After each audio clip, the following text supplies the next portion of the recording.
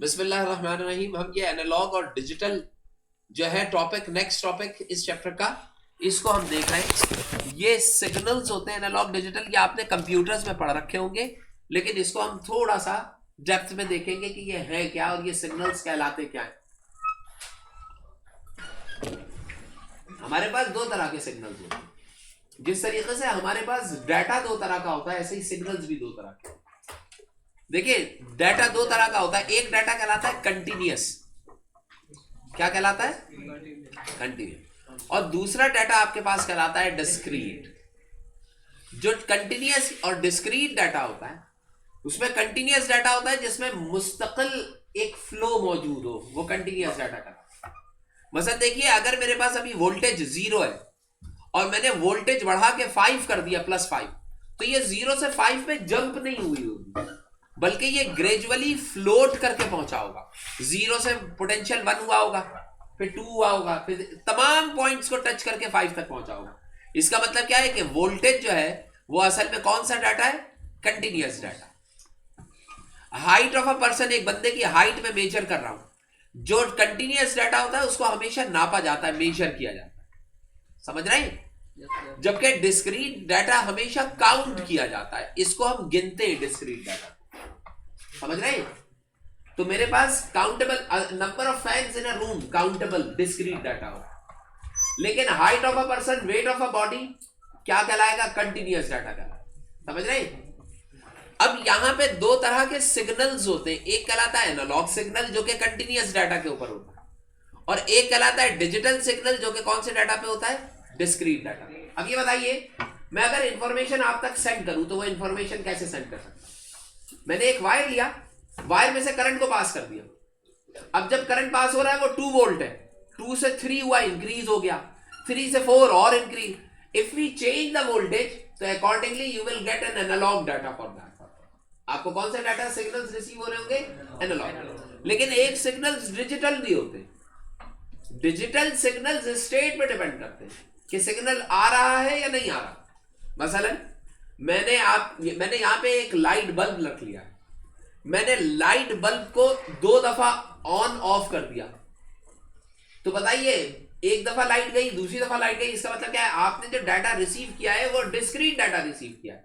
Discrete का मतलब क्या है कि वो सिर्फ 2 स्टेट्स के ऊपर चल रहा हो, ऑन पे या ऑफ पे। जब आपने डाटा रिसीव किया तो उसके लिए मैंने एक सर्टेन लैंग्वेज बना ली, कोडिंग बना ली कि भाई अगर मैंने 2 दफा लाइट को ऑन ऑफ किया है तो इसका मतलब क्या होगा कि ऑप्शन कुछ और। मसलन आप दूर बैठे पेपर सॉल्व करना है अपना, कौन सा? कोई एमसीक्यू पेपर सॉल्व करना है। मैंने आप बताया कि भाई क्वेश्चन नंबर 1 आंसर, अब एक मैंने लाइट लगाई है, आंसर उस लाइट को अगर मैंने 2 दफा ब्लिंक किया तो आप क्या समझेंगे? ऑप्शन क्या था? बी। अगर 3 दफा ब्लिंक किया तो ऑप्शन क्या था? सी। इसका मतलब क्या है कि अब मैं डिस्क्रीट फॉर्म में आपके पास इंफॉर्मेशन क्या कर रहा हूं? सेंड कर रहा हूं। तो इसका मतलब क्या है कि डिजिटल इलेक्ट्रॉनिक्स के अंदर डिस्क्रीट फॉर्म में, यानी कि डिसकंटिन्यूअस फॉर्म में इंफॉर्मेशन को क्या किया जाता है? सेंड किया जाता है।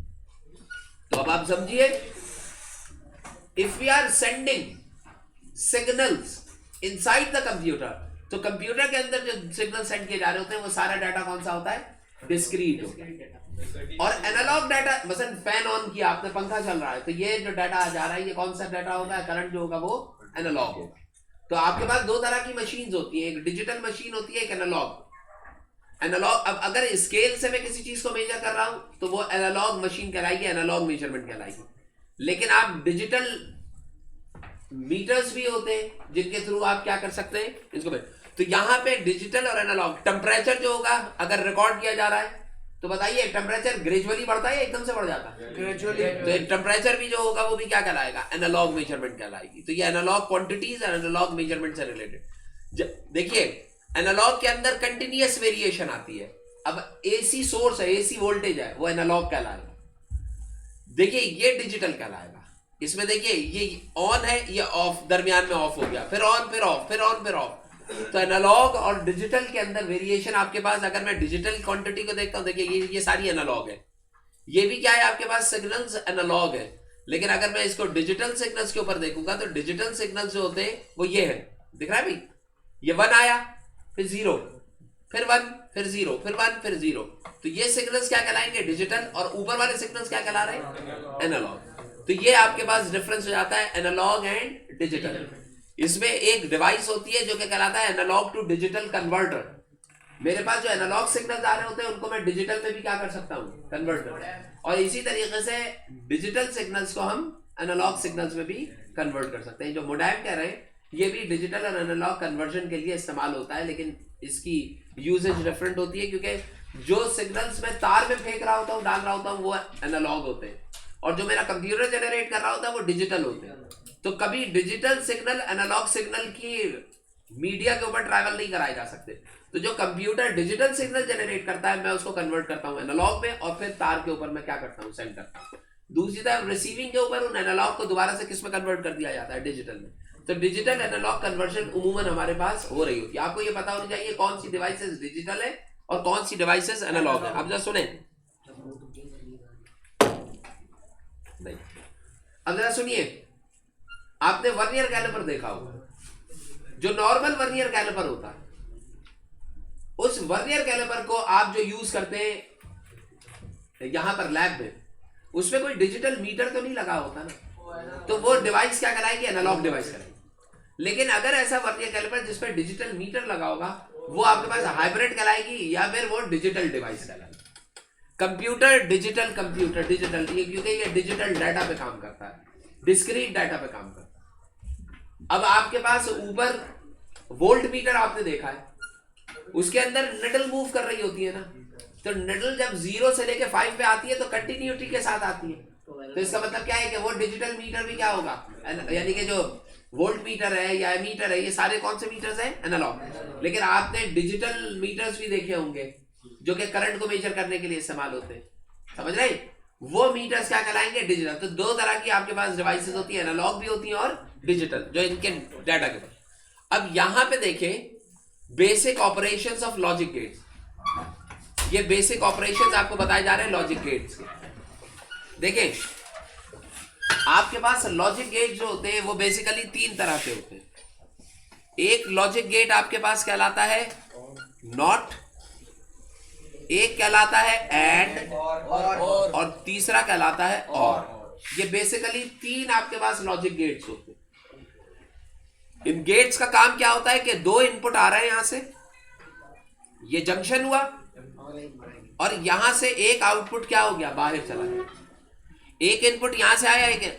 अब आपने जो आउटपुट देना है इसका, ये आपने ब्लॉक कर देना है या दे देना है, ये इन गेट्स पर डिपेंड। यहां पे हम क्या करते हैं? इन गेट्स को अप्लाई करते हैं। अब जरा समझिए, जो नॉट गेट होता है इसका काम क्या होता है कि जो भी इनपुट आ रहा होगा, it will convert that input, it will oppose that input.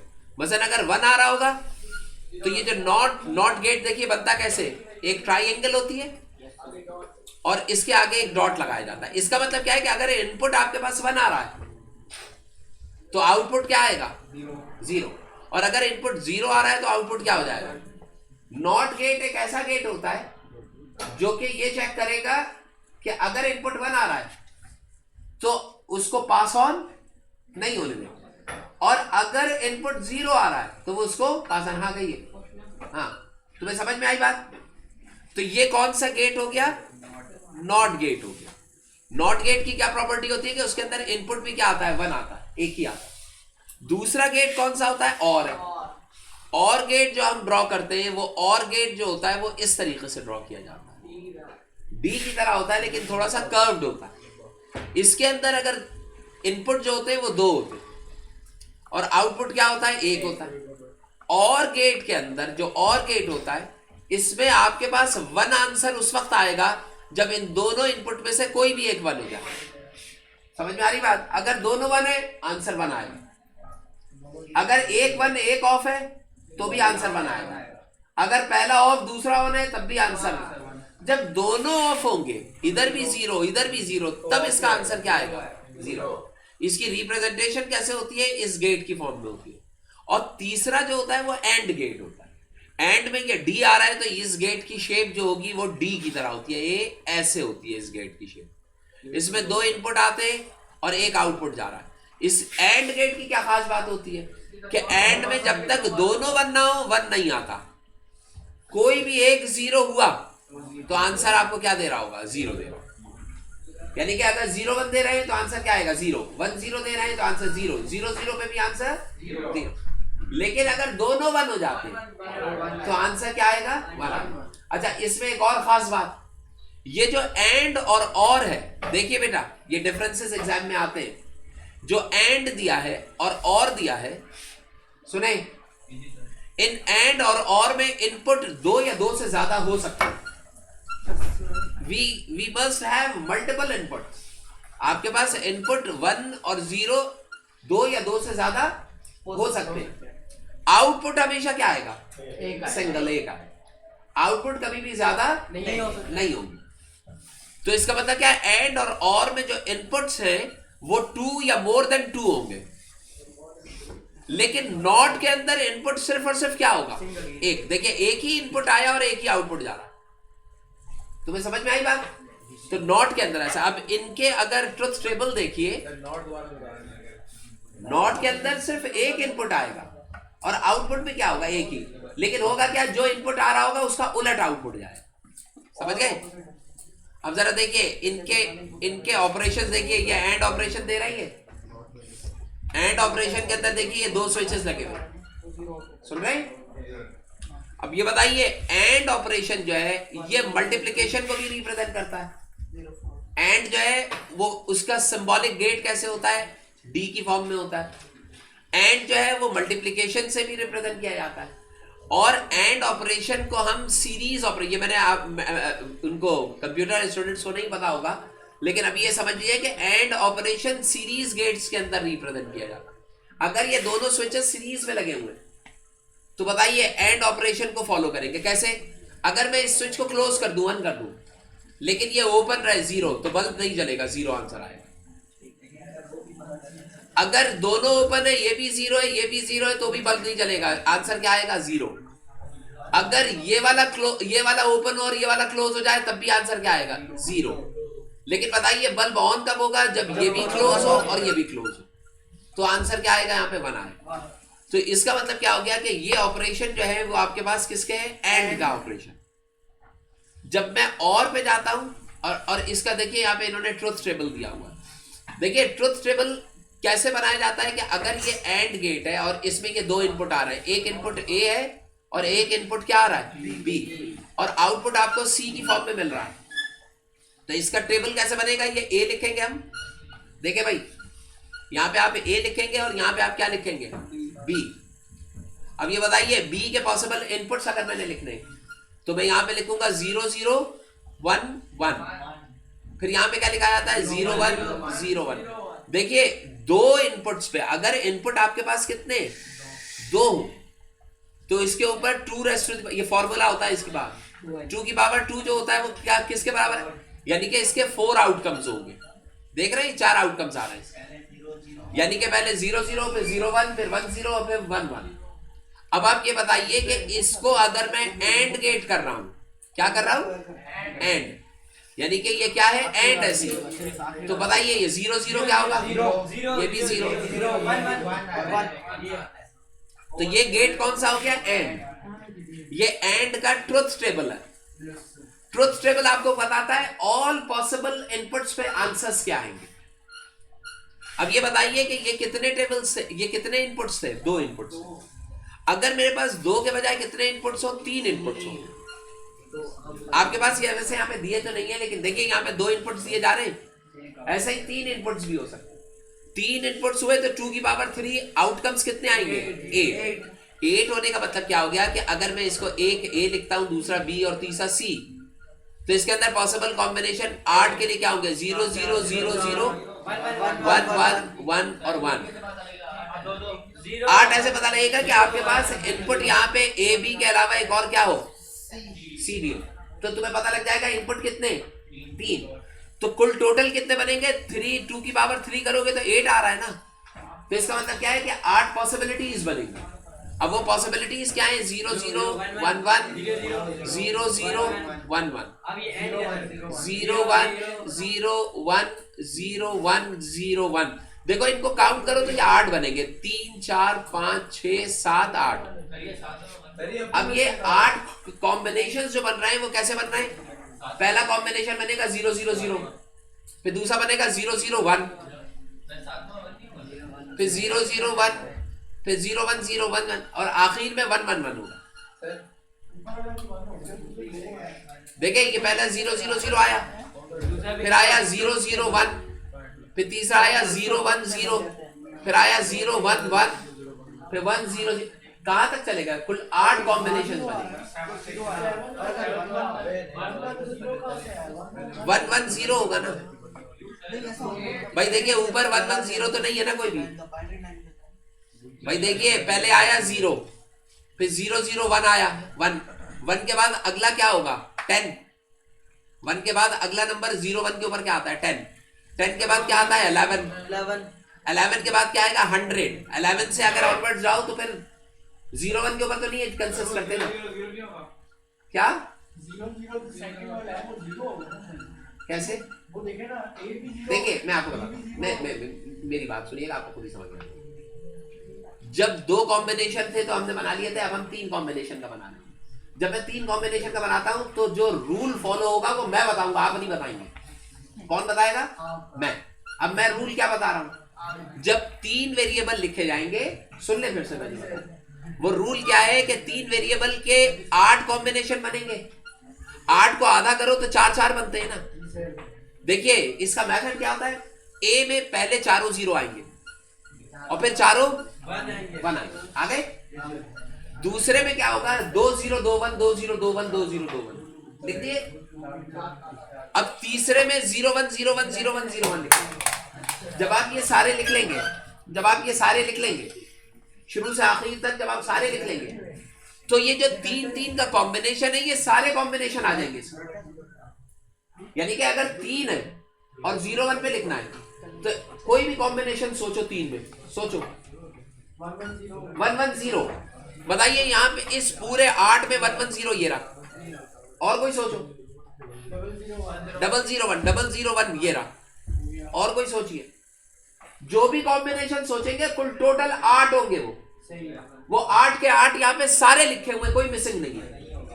तो जो ट्रुथ टेबल होता है वो 3 इनपुट के तमाम पॉसिबल कॉम्बिनेशन से एक साथ लिख दिए गए ना। अब यहाँ पे क्या किया जाएगा कि यहाँ पे अब मैं क्या करने जा रहा हूँ? इसका एंड कर रहा हूँ। सुनो भाई, अब मैं इसका क्या करने जा रहा हूँ? यहाँ पे एंड डी के ऊपर मैं क्या कर रहा हूँ? इन सबका एंड कर रहा हूँ। एंड कैसे करूंगा? देखो 0 0 0 आंसर क्या आएगा? 0 0 1 0। इसका भी क्या आएगा? 0। इसका भी 0। अब इसका भी क्या आएगा? 0। एंड के ऊपर क्या आ जाएगा? 1, क्योंकि सारे 1 है तो एंड कहता है जब सारे 1 हो तब 1 देना। अच्छा ये तो हो गया एंड। इसका अगेंस्ट जो होता है वो कहलाता है एंड का नॉट। नॉट एंड का मतलब क्या है? वो कहलाता है नैंड। जो आप नैंड बताते हैं वो नैंड गेट ऐसा होता है कि पहले एंड लीजिए और एंड के आगे क्या लगा दें? आप नॉट लगा दें। ये गेट क्या कहलाएगा? नैंड। समझ रहे हैं? तो ये कौन सा कहलाता है? नैंड। अच्छा इसी तरीके से आप क्या चीज देखते हैं? और देखते हैं तो और के अंदर भी वेरिएबल्स ऐसे ही होते हैं। देखिए और मल्टीप्लाई से रिप्रेजेंट किया जाता है। ये और ऑपरेशन है। और जो है वो और गेट जो है उसको हम स्विचेस को हम पैरेलल रिप्रेजेंट करते हैं। देखिए ये मेरे भी इल्म में नहीं था, ये मुझे भी आज ही पता लगा है। आप लोग भी समझिएगा कि एंड सीरीज स्विचेस होते हैं और जो होते हैं उनमें स्विचेस पैरेलल। अब बताइए पैरेलल कैसे? अगर दोनों स्विचेस ओपन हो तो बल्ब नहीं जलेगा। ये भी 0 ये भी 0 तो बल्ब भी क्या होगा? 0। सुन रहे हैं? दोनों 0 तो आंसर क्या आएगा? 0। ये मैं क्या बता रहा हूं? ये मैं और बता रहा हूं। अब ये बताइए इसको क्लोज कर दिया मैंने लेकिन इसको ओपन रखा, ये 1 हो गया, ये 0 हो गया, तब भी बल्ब जलेगा 1। अगर मैं इसको 1 इसको 0 कर दूं तब भी 1, लेकिन अगर दोनों को ऑन कर दूं तब भी क्या होगा? 1। समझ रहे? तो इसका ट्रुथ टेबल जो होता है वो भी आपके पास यहाँ पे दिया हुआ है। यानी कि और में, सुन रहे हैं? प्लस में और में अगर 1, देखिए और गेट मैं बनाने जा रहा हूं। सुनो भाई, नहीं, 0 0 1 1 यही है। Yes, sir. और यहाँ पे क्या लिखूंगा 0 1 0 1। अब ये बताइए सी और मैं बता रहा हूं आपको, ये वाला गेट ऑब्जर्व कर रहा है। अब ये बताइए, हाँ कहिए। सर ये जो पहला का लिखा है ओपन ओपन ऑफ और क्लोज, मैं ये बताता हूँ, मैं ये बता रहा हूँ। पहले यहाँ पे देखिएगा तो इससे समझ में आ जाएगा। देखिए 0 का मतलब होता है क्लोज और 1 का मतलब क्या होता है ओपन। तो बताओ पहले तुमने 0 0 लिखा यानी कि क्लोज क्लोज, ये वाली चीज पहले लिख ली। फिर क्लोज ओपन यानी कि 0 1, फिर 1 0, फिर 1 1। तो वही चीज आ गई ना ये भी। मैं ये कह रहा हूँ कि अगर वो पहले में दोनों ओपन है तो फिर तो वो लेफ्ट ऑन कर देंगे, बिल्कुल बिल्कुल आप सही कह रहे हैं। लेकिन वहाँ वो नहीं, यहाँ पे इन्होंने इसकी प्लेसमेंट चेंज कर दी है। तो अगर प्लेसमेंट, अगर मैं यहाँ पे स्टार्ट करता 1 1 1 0 0 1 1 1 तो भी तो वही रहता ना। Yes, sir. जब 1 1 होते हैं तो आंसर क्या आता? 1 आता, चाहे ऊपर आ रहा हो चाहे नीचे आ रहा हो। अब देखिए मैं इसको करके बता रहा हूँ। सी बताइए 0 0 आंसर 0 आएगा। और है ये कोई एक भी 1 आया 1 आ जाएगा। बताइए एक 1 आया 1 आ गया, One. एक 1 आया 1 आ गया। अब तो दोनों ही 1 है, ये भी 1 आएगा। ये और क्या है? तो ये किसके लिए आया? और के लिए। अब अगर इसको आपने नॉट ऑफ और या नॉर बनाना है तब तो आप क्या करेंगे? और गेट बनाएंगे और के आगे एक नॉट लगा देंगे। तो जो भी आउटपुट आ रहा होगा वो क्या हो जाएगा? पलट जाएगा। यानी कि ये और है, अगर मैं इसका नॉर बनाऊंगा तो ये 0 1 1 1 है, तो इसका आंसर आएगा 1 0 0 0। तुम्हें अब ये समझ में आया S1 S2 ओपन क्लोज कैसे लिखा? अब ये बताइए ये ओपन ओपन का मतलब क्या है? 1 1। ओपन क्लोज का मतलब क्या है? 1 0। क्लोज ओपन का मतलब क्या है? 0 1। और इसका मतलब क्या है? 0 और 0। अब ये बताइए ये क्या है? और है ना, ये और है ना। अब बताइए और में 1 1 क्या होता है? 1 1 0 क्या होता है? 0, सॉरी 1 0 1 0 1 1 और 0 0 0। तो देखिए ये जीरो वाला और वाला नहीं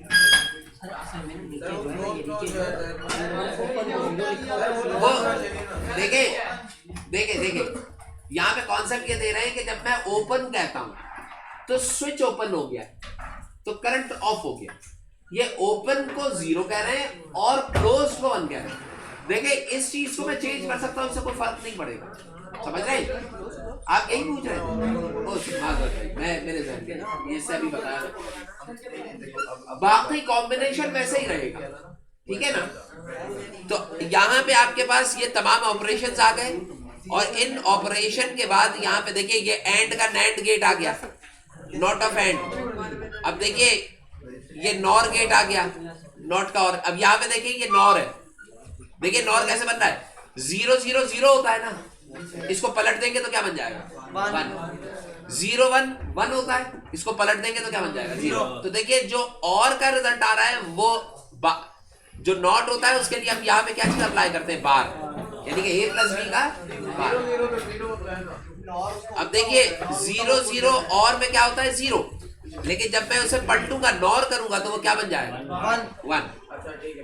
ये नॉर ये और नहीं दे रहा है, ये आपको नॉर का रिजल्ट दे रहा है, इसका आंसर। अब यूजेस ऑफ लॉजिक गेट जो है ये सेफ्टी अलार्म के अंदर यहाँ पे इस्तेमाल होता है। देखे भाई, देखे ये लास्ट सर्किट है, इसको देख लीजिए। ये सेफ्टी अलार्म में इस्तेमाल होता है। ये अलार्म कब बजेगा?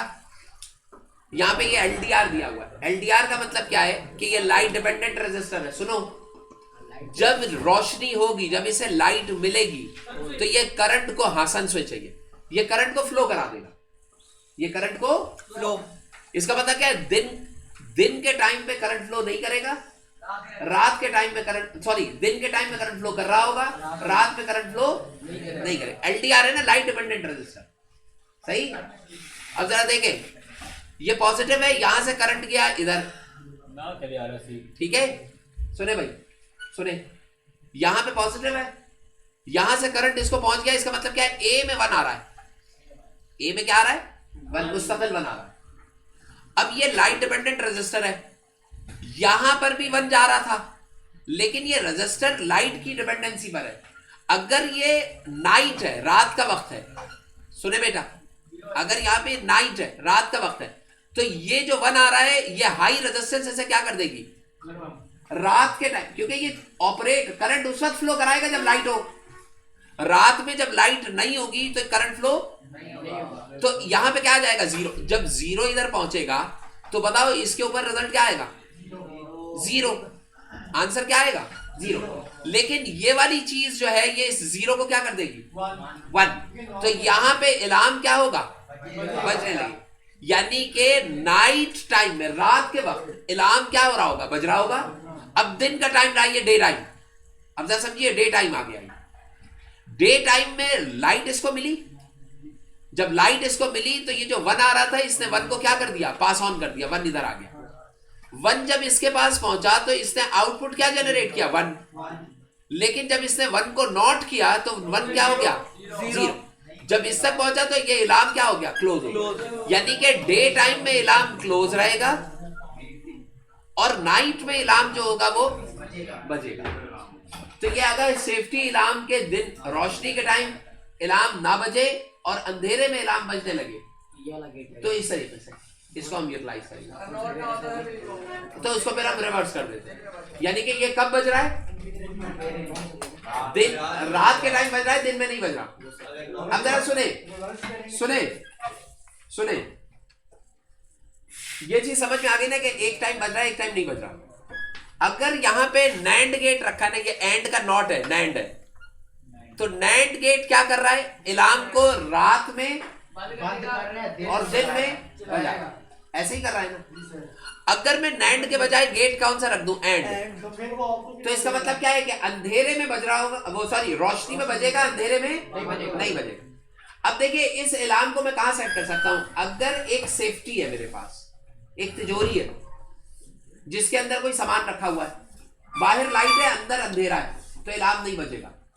आप जैसे ही उस तिजोरी को खोलेंगे तो अंदर एक LDR लगा हुआ होगा, उस पर लाइट पड़ेगी, लाइट बढ़ेगी तो आपके पास पास ऑन क्या होगा? वन। पहले से वन जा रहा है, वन वन मिलके क्या कर देंगे? एंड गेट को वन। और वो वन से अलार्म क्या, यानी कि जैसे ही आप उसे ओपन करेंगे तो लाइट जो होगी वो क्या कर देगी? अलार्म को, बजर को ऑन कर देगी। समझ में आती बात? ये कब होगा? जब एंड।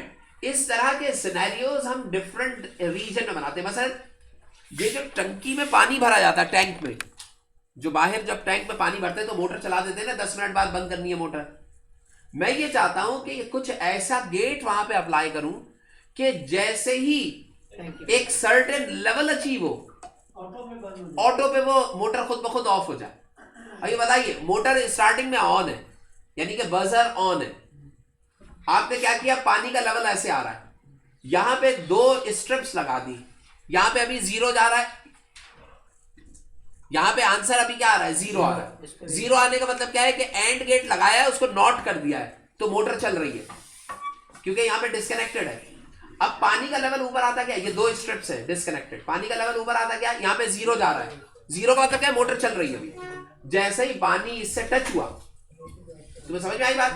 तो दोनों जीरो जीरो क्या, जैसे ही टच किया तो इसका मतलब क्या? यहां पे जो करंट आ रहा था वो आगे शिफ्ट कर गया, तो अब दोनों तरफ वन आ गया। वन को नॉट किया, मोटर क्या हो गई? बंद हो गई। तो उस पर्टिकुलर लेवल पे मोटर खुद ब खुद क्या हो जाएगी? इसका मतलब क्या है कि मैंने एक ऐसा सेंसर बिल्डअप किया है जो वाटर के लेवल को खुद ब खुद क्या कर देता है? कंट्रोल कर लेता है।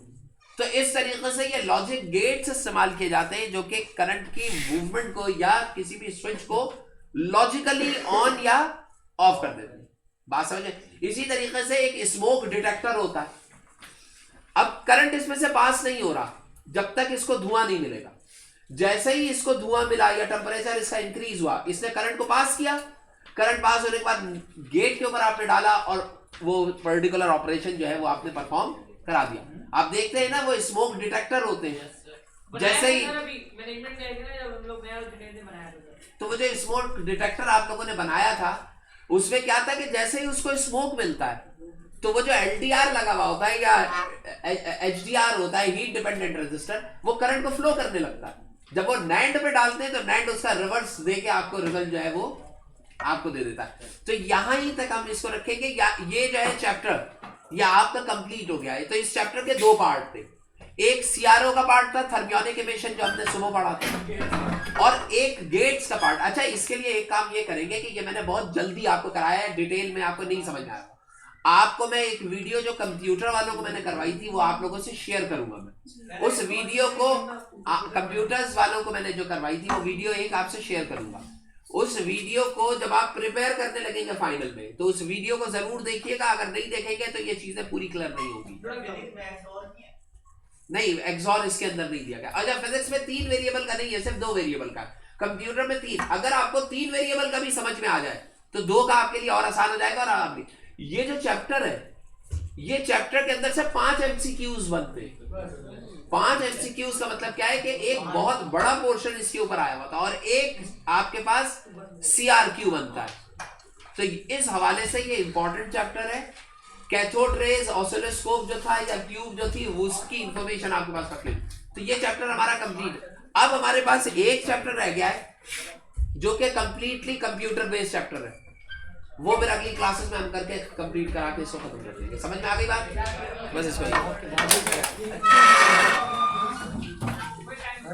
वक्त कितना रहा?